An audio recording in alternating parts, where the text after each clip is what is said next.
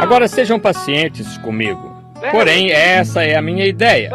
As igrejas tornaram-se tão sistemáticas que não se pode entrar numa, a não ser que se pertença a uma.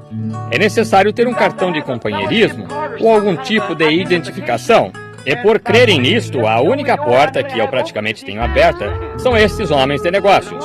E enquanto eles não forem uma organização, eu posso participar com eles, porém, e conseguir trazer a mensagem que sinto e está no meu coração ao povo. Porém, isso se tornou tão sistemático. E eu amo vocês, povo pentecostal. E Pentecostes não é uma organização de qualquer maneira. Vocês apenas se chamam disso. Pentecostes é uma experiência e não uma denominação. Porém, veja você, o negócio é tão difícil para muitos homens. Quando olham para isto e creem nisto e veem isto tão edificado por Deus na palavra, ainda assim é tão difícil apodrecer para fora dessa coisa em que vocês têm estado. O que eu faria? Onde eu ganharia o meu pão? O quê? Deus é seu sustento. Deus é a coisa a qual se apegar. Buscai primeiro o reino de Deus e sua justiça. Eu vou deixar isto descansar nisso. Você sabe do que estou falando. Foi-nos dito pelos profetas de Deus que é para nós termos uma nova terra, um novo céu e uma nova terra. Se querem a escritura disso, é Apocalipse 21. Eu poderia citá-la para vocês. Tenho-a aqui. João disse: vi um novo céu e uma nova terra, porque já o primeiro céu e a primeira terra passaram, desapareceram. Agora, se é para nós termos uma nova terra, a velha terra e a nova terra não podem existir ao mesmo tempo. Ou o novo mundo e o velho mundo não podem existir ao mesmo tempo. Não pode haver duas ordens mundiais juntas ao mesmo tempo. Agora, para conseguirmos a nova terra, a velha tem de morrer. Agora, se a velha tem de morrer, então está dando dores de parto para uma nova agora. E então, se um médico fosse examinar uma paciente que estivesse para dar à luz, ou uma das coisas que o médico faria, o que estou falando na presença de 2 ou 3, eu sei, de bons médicos aqui, médicos cristãos.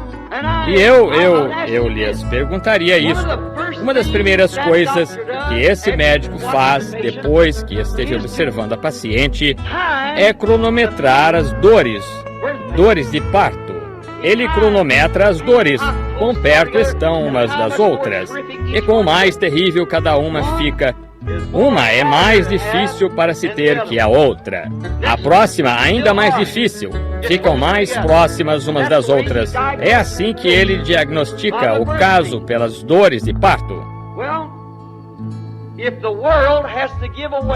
Bem, se o mundo tem de ceder ao nascimento de um novo mundo, vamos examinar algumas das dores de parto que estamos tendo na Terra, e então veremos acerca de que dia e quão avançada ela está para dar à luz. A Primeira Guerra Mundial mostrou grandes dores de parto. Ela mostrou uma das primeiras dores de parto dela entrando em trabalho. Por causa daquele tempo, para ela, nós produzimos as bombas e tínhamos metralhadoras e gás venenoso.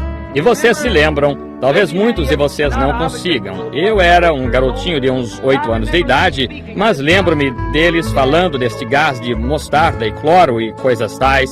Como simplesmente parece que ele simplesmente começaria e diziam, ele queimaria totalmente a terra inteira, ele mataria todos. Bem, poderia haver uma ruptura disso, simplesmente os ventos soprarem de lado a lado da Terra. E como todos estavam morrendo de medo dessa grande arma de gás venenoso, a Terra passou, teve suas primeiras dores de parto. E nós verificamos agora, nós tivemos a Segunda Guerra Mundial, e suas dores foram muito maiores. É mais terrível o tempo todo, as dores de parto da Terra. Ela quase teve de ceder durante o tempo da bomba atômica, porque ela destruiria uma cidade inteira. Foi muito maior do que as dores da Primeira Guerra Mundial de destruição para a Terra. Agora, ela sabe que seu tempo de dar à luz está próximo. Essa é a razão porque ela está tão nervosa, perturbada como está. é porque há uma bomba de hidrogênio e mísseis do ar que poderiam destruir o mundo inteiro. Uma nação está com medo da outra, não importa quão pequena ela seja. Elas têm esses mísseis que afirmam simplesmente um deles. Elas podem dirigi-los pelas estrelas e deixá-los cair em qualquer lugar no mundo que queiram. A Rússia, como ouvi nos noticiários um outro dia, afirma que pode destruir esta nação e impedir que os átomos ou as coisas rebentem a sua nação. Nós não sabemos o que fazer acerca disto. Todos estão fazendo essas afirmações e é assim. A ciência dos povos invadiu o grande laboratório de Deus até que vão destruir a si próprios. Deus permite, sempre permite que a sabedoria destrua a si própria. Deus não destrói nada. O homem destrói a si próprio pela sabedoria, como ele fez no princípio, tomando a sabedoria de Satanás ao invés da palavra de Deus. Agora, ela sabe que tem de ceder. Ela não pode suportar isto. A Rússia, eu creio, destruiria essa nação hoje se pensasse que poderia destruí-la e então preservar a si própria. Qualquer dessas pequenas nações poderiam fazê-lo, mas elas estão com medo, porque sabem que este mundo não pode permanecer em sua órbita sob tais condições. Deste modo, o mundo sabe que as suas dores de parto estão tão grandes que ela tem de ceder. Haverá um novo nascimento, nascido próximo. Estou grato por isso. Estou cansado desse. Qualquer um sabe que aqui é o lugar de morte e tristeza, de todos os tipos de discrepâncias, e assim por diante. Estou alegre de que ela tenha de ceder. Estou alegre de que esse tempo esteja próximo, como João disse de outrora, ora vem, Senhor Jesus. Agora, ela tende a apodrecer, claro, como eu disse, para trazer um novo nascimento. Vejam em que ela apodreceu. Notem, meus irmãos, ela está totalmente podre. Sua política e sistemas estão simplesmente tão podres quanto possam estar. Não há um osso são nela em seus sistemas mundiais. Sua política e sua política religiosa e o que quer que seja, um diz eu sou democrata, eu sou republicano, eu sou metodista, eu sou batista. Ora, a coisa toda está completamente podre. Algo tem de ceder. Ela não pode permanecer. Se você pusesse um George Washington ou um Abraham Lincoln em cada condado nesses Estados Unidos, ainda assim não poderiam voltar. Estão além da redenção. Há somente uma coisa que pode ajudá-la, que é a vinda do Criador. Amém! Ela sabe que deve ceder. Ela está em dores e aflição. Um não sabe o que fazer, um está olhando nesta direção e um naquela direção e tudo mais. Um está com medo do outro.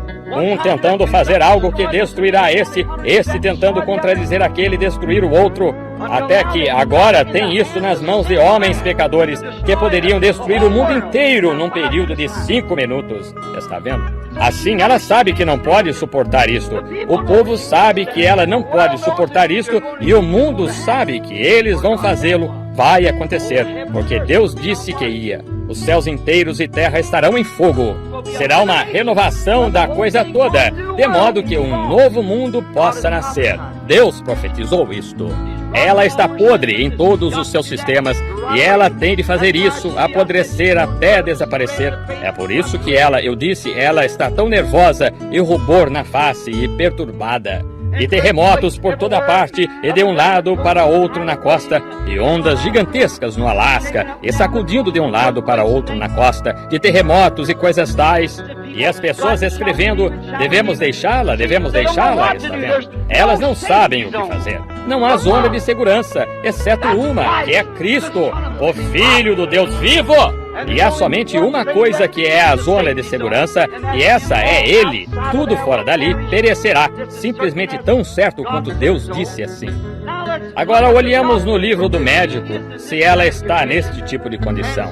E vejamos se é para isto acontecer quando for para a nova terra nascer. Mateus 24, no livro do médico, que é a Bíblia, e vejamos o que está profetizado, quais seriam os seus sintomas. Agora, se um médico souber os sintomas do nascimento de uma criança e quase na hora que for para a criança vir, ele apronta tudo, porque sabe que essa é a hora que a criança deve nascer.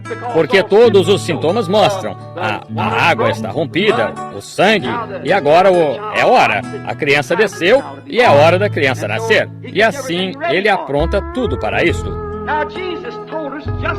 Agora, Jesus nos disse exatamente o que aconteceria bem nesse tempo. Ele nos disse em Mateus 24 que a igreja verdadeira igreja e a outra igreja seriam igreja natural, igreja espiritual, seriam tão semelhantes personificadores que enganariam os escolhidos, se possível fora. Como o que aconteceu nos dias de Noé, como eles estavam comendo, bebendo, casando, dando-se em casamento e toda esta imoralidade do mundo que vemos hoje. A Bíblia, o livro do médico disse que isto aconteceria. Assim, ao vermos isto acontecendo, sabemos que o nascimento está próximo. Tem de ser. Sim, Senhor. Agora nós olhamos para isso como nação, não como nação, mas mundo. Agora, Israel, a igreja, comecemos lá atrás com ela por alguns minutos e sigamos-la pelos próximos 10 minutos, talvez. Israel teve dores de parto sob todo profeta que veio à terra. Ela teve dores de parto por ocasião de sua mensagem. De que maneira o fez? O profeta tinha a palavra e ela tinha semeado tanta podridão e feito tantas ordens sistemáticas em seu ser, até que este profeta a sacudiu para fora de sua fundação. Eles foram odiados por todos. Assim, portanto, quando Deus enviava um profeta, a igreja, ela própria, entrava em dores de parto, porque o profeta, a palavra de Deus vem ao profeta e a ele somente. Isto é, a palavra que foi falada para esse dia é manifestada pelo profeta dessa era, sempre tem sido. E as igrejas, elas edificam tantos sistemas ao redor da palavra, até que ele a sacode para fora de sua cadeira de balanço quando ele vem. Ela teve dores de parto. Que foi isto? De volta a palavra, de volta a vida. Sistemas não têm vida. É somente a palavra de Deus que tem vida. Os sistemas, esses são edificados em torno dela, onde não tem vida. É a palavra que dá vida. Sua mensagem sacudia o remanescente de volta à palavra. O pequeno grupo sairá e crerá. Algumas vezes, talvez, no tempo de Noé, somente por volta de 8 pessoas. Mas, de qualquer modo, Deus sacudiu o remanescente e destruiu. O resto teve de ser sacudido para fora.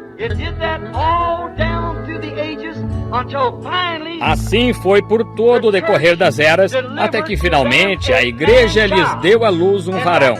E esse varão foi a palavra, ela própria, feita carne. No princípio era o Verbo, e o Verbo estava com Deus, e o Verbo era Deus. E o Verbo se fez carne e habitou entre nós. Ele conquistou todo o diabo, todo o poder sobre a terra que veio contra ele com a palavra do Pai somente. Toda a tentação que Satanás lhe deu, ele repreendeu Satanás, não com seus próprios poderes que ele tinha, mas com a palavra de Deus. Está escrito, está escrito, está escrito, porque ele era a palavra. Quando Satanás se lançou contra Eva, ela não era a palavra, de modo que ela falhou. Quando ele se lançou contra Moisés, ele fez a mesma coisa. Porém, quando ele golpeou o Filho de Deus, ele era 10.000 volts. Isto derrubou as penas soltas dele, quando ele respondeu e disse, está escrito, nem só de pão viverá o homem, mas de toda a palavra que sai da boca de Deus. Ali estava aquele varão feito carne, a eterna palavra de Deus, ela própria, manifestada num corpo de carne aqui na terra para representar a palavra. É assim que ele sabia o que estava no coração deles. É assim que ele podia dizer a Filipe onde ele estava, quem ele era. Ele podia dizer a Simão Pedro quem ele era. Disse a mulher junto ao poço, porque ele era a palavra. Correto. A Bíblia disse em Hebreus capítulo 4, a palavra de Deus é mais penetrante, mais eficaz do que uma espada de 2 gumes, e penetra até a divisão da medula do osso, e é apta para discernir os pensamentos e as intenções do coração.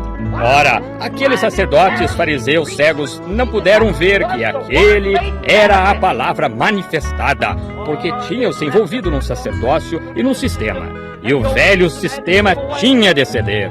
Era a palavra, porém o que tinha sido prometido tinha se cumprido. Assim, se estava cumprido, teve de apodrecer. Era a casca. A semente seguiu em frente. Moisés não poderia ter trazido a mensagem de Noé, nem poderia Jesus ter trazido a mensagem de Noé, porque era outra era. E a velha semente estava certa, porém tinha servido o seu propósito e estava morta e acabada. A transformação da velha para a nova, onde a vida se encontrava, era o que estava preocupando as pessoas, o que as preocupa ainda hoje. Nós não estamos construindo um muro como se começássemos com a mensagem de Lutero, descendo direto por uma linha reta, ou uma mensagem pentecostal. Correto. Nós estamos fazendo cantos. Nós estamos construindo um edifício. A palavra de Deus é a planta. Qualquer um pode construir em linha reta, porém requer-se um pedreiro para fazer o canto, requer-se o poder de Deus para fazer isso. Requer-se um ungido do céu, ser enviado para baixo para fazer isso. Tem sido em cada era. E na era dos profetas, a palavra do Senhor vinha através daqueles profetas. E eles dobraram aquelas esquinas, fizeram aquela diferença. Porém, os construtores queriam construir um muro. Não é um muro de modo algum, é um edifício de Deus. Agora nós sentimos e sabemos que isto é a verdade, que os sistemas estavam podres em cada era. E cada um de seus sistemas teve de apodrecer e se extinguir até que ela produziu essa igreja. Dessa confusão podre saiu a palavra, ela própria. A palavra do Senhor vem aos profetas. Nunca vem aos sacerdotes, ela vem aos profetas.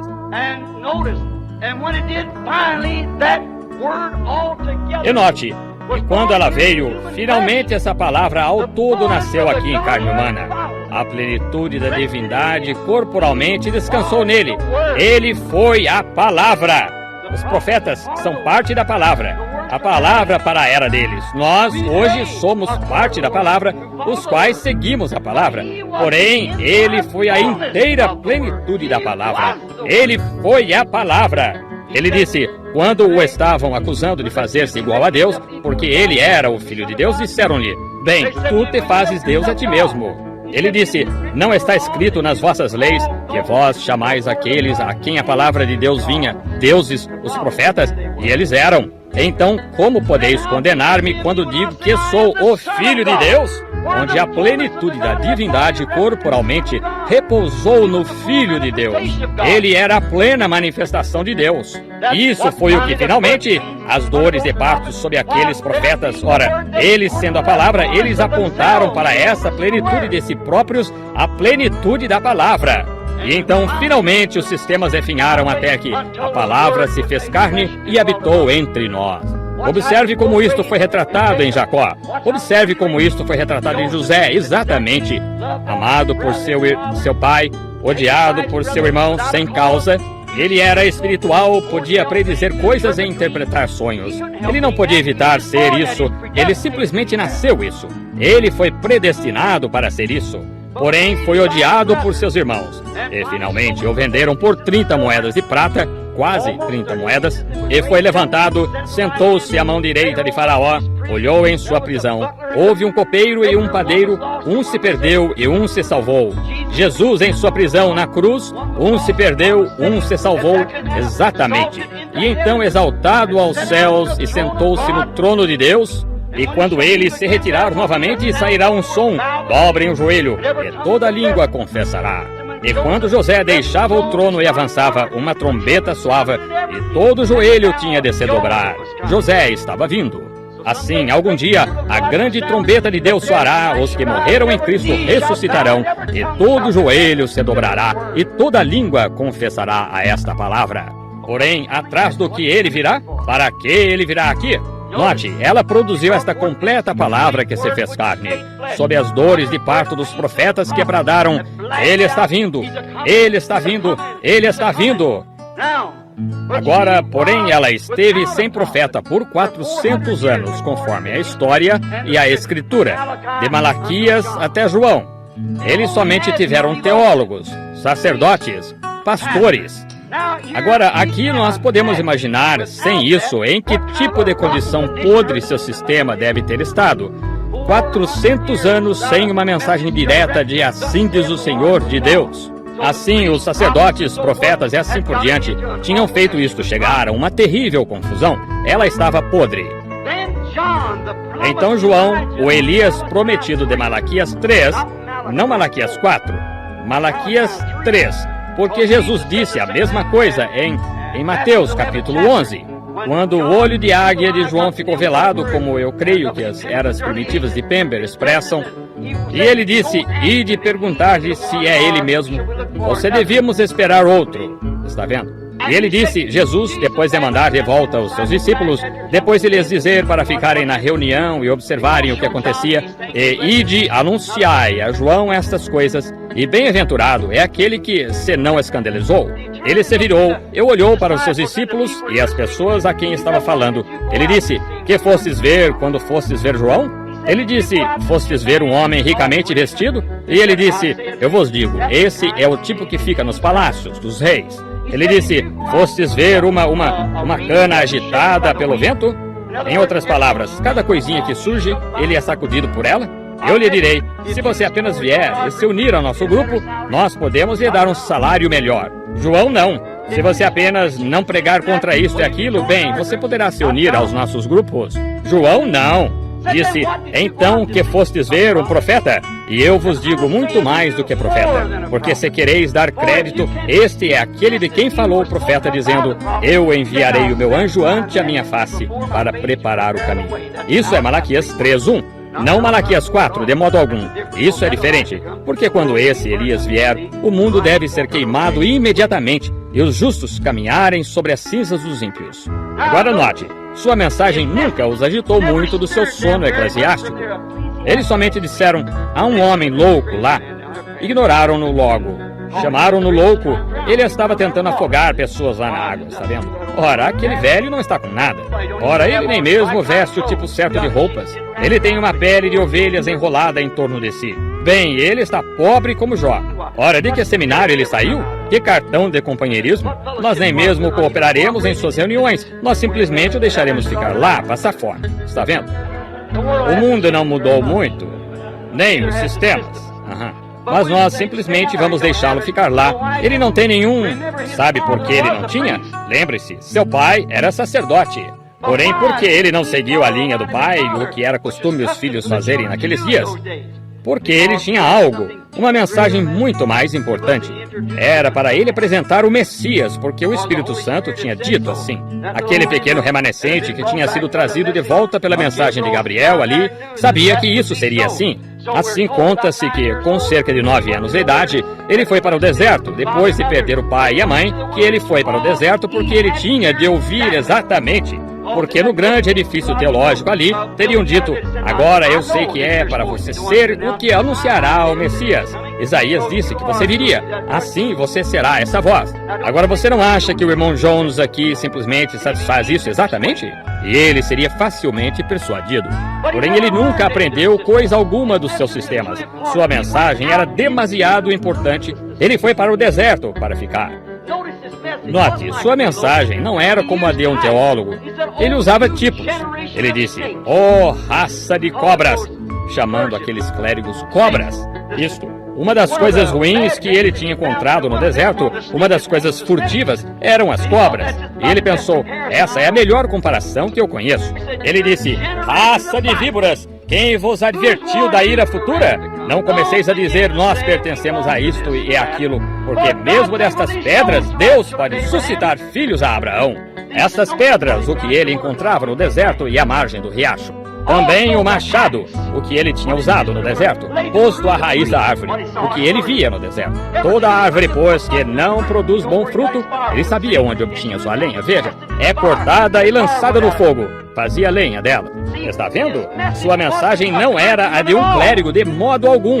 Era a respeito da natureza, no deserto. Porém, ele tinha a mensagem para anunciar e tinha a fé em sua mensagem para dizer, esse Messias, que é para vir e ainda, ele está bem aqui entre vós agora. Eu vos digo, há um que se encontra entre vós, que vós não conheceis, cujos sapatos eu não sou digno de levar. Ele vos batizará com o Espírito Santo e fogo. Quem é ele, João? Eu não sei. Porém, um dia, veio um jovem caminhando até o rio, homem de aparência comum, apenas num... O velho João Batista estava ali de pé, o abençoado velho profeta. E ele olhou do outro lado do Jordão e ele disse, eis que ali está o Cordeiro de Deus que tira o pecado do mundo. Como o conhece, João? Aquele no deserto que me disse para ir batizar em água disse: sobre quem vires o Espírito descer, ele é aquele que batizará com o Espírito Santo. Sua mensagem não podia vir de um ponto de vista teológico ou de algum sistema de credo feito pelo homem. Ela tinha de vir diretamente de Deus, porque sua mensagem não os abalou muito. Eles pensaram: ele disse que viu isso. Eu duvido muito. Eu não vi nada. Eu olhei, que coisa. Eu não consegui ver nada acerca disso. Os sacerdotes e os demais disseram. Porém, ele viu isto, e sabemos agora que ele viu isto. Certamente ele viu. Mas percebe o que isto alcançou? Isto nunca os acordou do seu sono. Eles seguiram em frente, cortaram sua cabeça mesmo assim. Mas isto nunca os agitou.